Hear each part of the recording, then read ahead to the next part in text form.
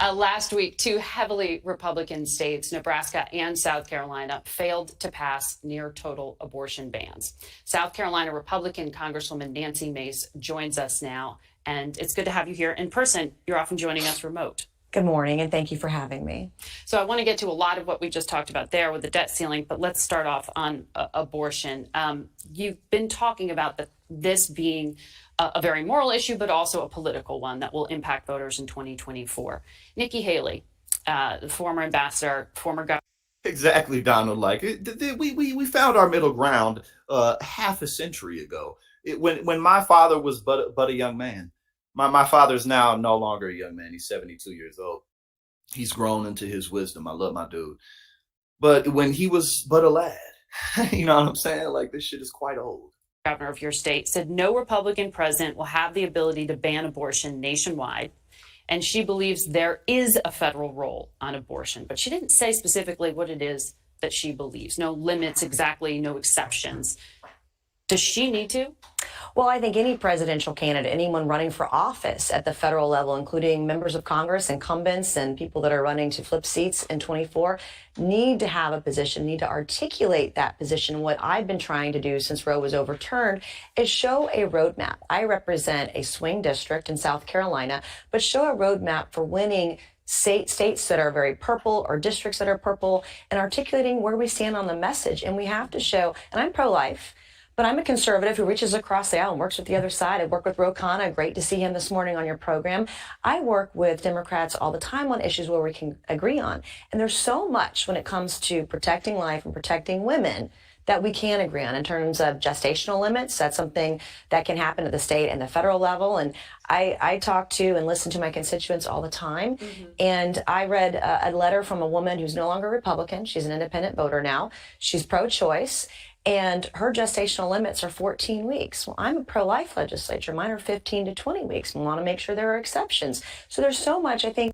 Okay, so she just said that her stance is 15 to 20 weeks, which out of every Republican that I've seen or listened to or read about, you know, not that I'm aware of all of them, but the ones that I've seen, heard, and read about, that's the most lenient that I've heard. And then beyond that, I've heard like a lot of state Republicans, particularly women. Most of the people who have voted against these state bills, a lot of them have been women. And women Republicans who are just like, nah, fuck this bullshit. So there's the hard line is, nah, fuck this bullshit. And then this is the most lenient that I've seen, 15 to 20 weeks. And then everything after that pretty much is like 6 weeks or heartbeat type shit. And again, what she's pointing out, well, the thing is, it's like, look, either y'all want to win or you don't. And democratically, that is, which we know Republicans really aren't all that big on. But the thing is look, if y'all don't get more lenient on abortion, you're going to have to get more authoritarian, because people don't want this bullshit. And if y'all want to maintain power or grow power, then you're going to have to back the fuck off of this abortion bullshit. But it's not looking like that's what they're going to do anytime soon, which means that they can only get more authoritarian to win elections, because this is this is right now the most unattractive thing about the Republican Party to normies in the country who aren't tuned into politics 24/7 like us. It's like, what the fuck are these people doing?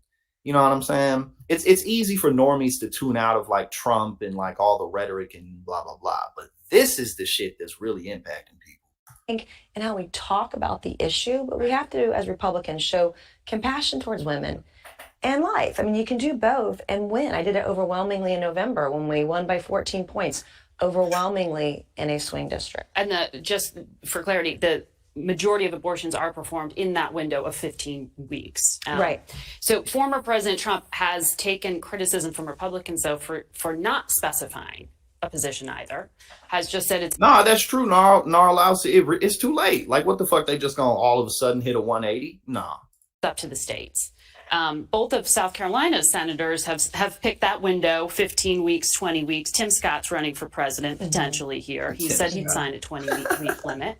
Is he closer to what the Republicans need to be doing than Nikki Haley is? Well, I think 15 to 20 weeks is the sweet spot here, because the Democrats often are at 24 weeks, and that's too far for a lot of people. No one wants zero. No one wants 0 But weeks. you want this to be clear at the federal level. You want a law, not kicking it back. It can to be. state. I mean, I think there's a role for the state government and for the federal government. If it's gestational limits, certainly we can find some agreement. That's why I say 15 to 20 weeks. That's something even pro-life groups like Susan B. Anthony's list, although they're against it now, too. Yeah, Donald, major losing issue.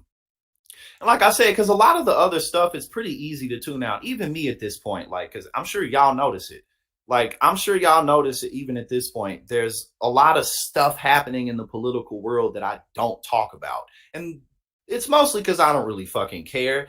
And it's mostly because I don't want to be too fucking wrapped up in this bullshit. I want to enjoy my life outside of politics. I want to enjoy my friends and family, and I want to enjoy my relationships. Like, I want to, you know what I mean? Like, so I say that just to say, even for me, even for people who are real deep in politics, they're just like talking all about like Steve. I don't give a fuck. Fuck Steven Crowder. I don't care about Steven Crowder. Like, you never gonna see me talking a whole lot about all that shit, because I don't want to be that deep involved in this bullshit.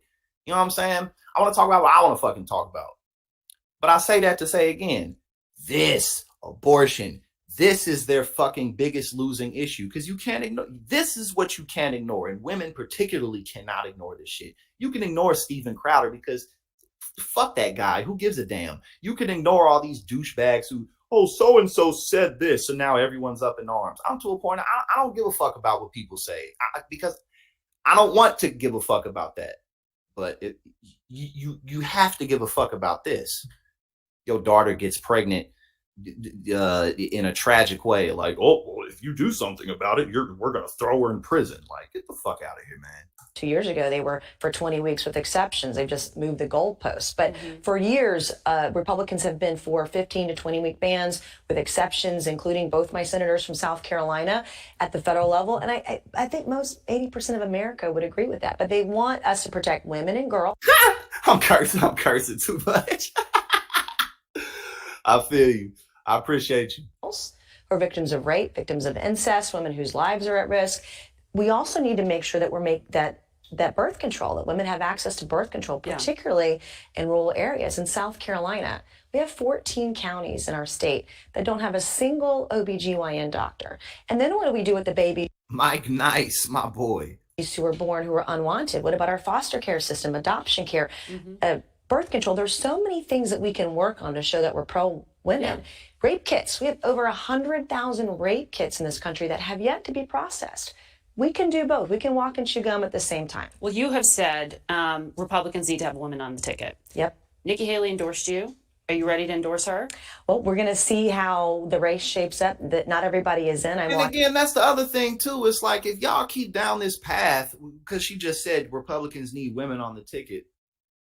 I mean, bruh, who else can the Republican Party, in a longevity sense, who else are y'all really going to attract? You're not going to attract women. You're not going to attract anyone who isn't some weird ass old white man. That's all you got right now in terms of people who are going to want to be a part of this bullshit. Watching very carefully. I love Nikki Haley. I've not been quiet about that. She was the only person to endorse me in my election last year. And I do want to see a woman on the ticket, but I also want to see who jumps in. I want to get everybody a shot, but I am cheering her on. She's a constituent and I love what she's doing. I love that she gave a speech last week on women's issues. That's very important. Women are watching. But you want her to go farther and be more specific. I would love to see her move on. So can a Republican candidate who supports or signs into law, as Governor DeSantis did, a 6-week limit to abortion? In the dead of night, by the way. Can he succeed in running for the presidency? I mean, is this really going to be something that, and people who are in Republican districts have to make this calculus? You say you're in a purple one, so you have to compromise. It's the number 2 issue in my district. Number 1 is inflation. The debt ceiling is an important issue. Number 2 is abortion and finding a middle ground. Signing a 6-week ban that puts women who are victims of rape and girls who are victims of incest in a hard spot isn't the way to change hearts and minds. It's not compassionate. The requirements he has for rape victims are too much, not something that I support as a non-starter.